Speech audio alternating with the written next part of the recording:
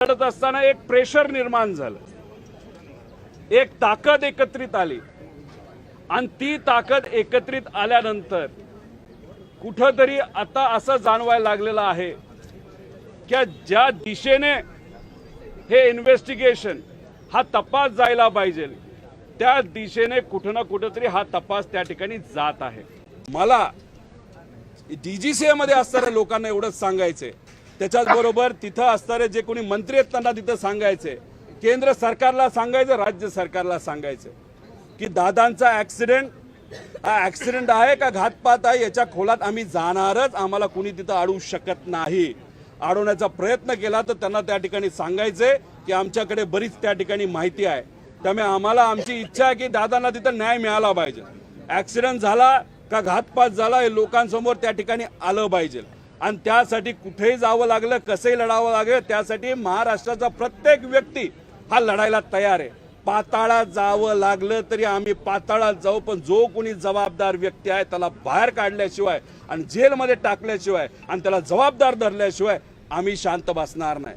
मी civil aviation मंत्रालयाचे आणि खास करून रोहित माझ्या भावाचा फक्त मुलगा म्हणून नाही, पण ज्या जबाबदारीने रोहितनी ह्याचा फॉलोअप केला आणि भारत सरकार आणि सिव्हिल एव्हिएशन मंत्रालयाचे मी मनपूर्वक आभार मानते। याचं कारण विषय खूप गंभीर आहे।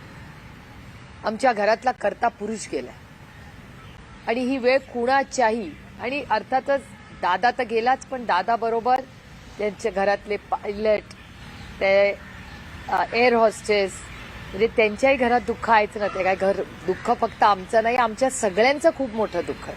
5 कुटुंबातल्या लोकांनी खूप मोठी गोष्ट गमावली आहे 1 महिन्यापूर्वी, आणि ही वेळ दुसऱ्या कुणावर कधीही येऊ नये, खरंच अशी पांडुरंगाचरणी प्रार्थना करते।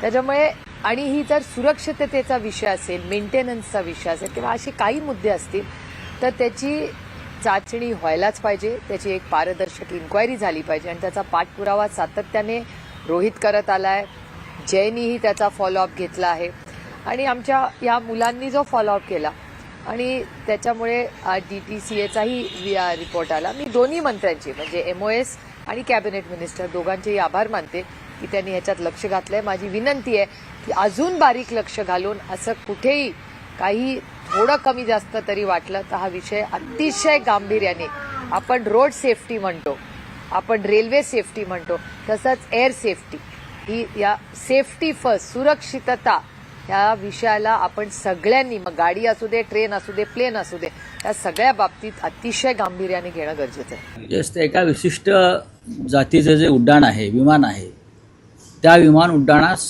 DGCAनं परवानगी नाकारली आहे, संपूर्ण त्यांचं मेंटेनन्स ऑडिट समोर येईपर्यंत। रोहित पवार यांनी जी लढाई लढली आतापर्यंत त्याचा हा विजय आहे, लहानसा विजय आहे, आणि यापुढे अजून एक मोठी लढाई ते लढतील असं मला दिसतंय।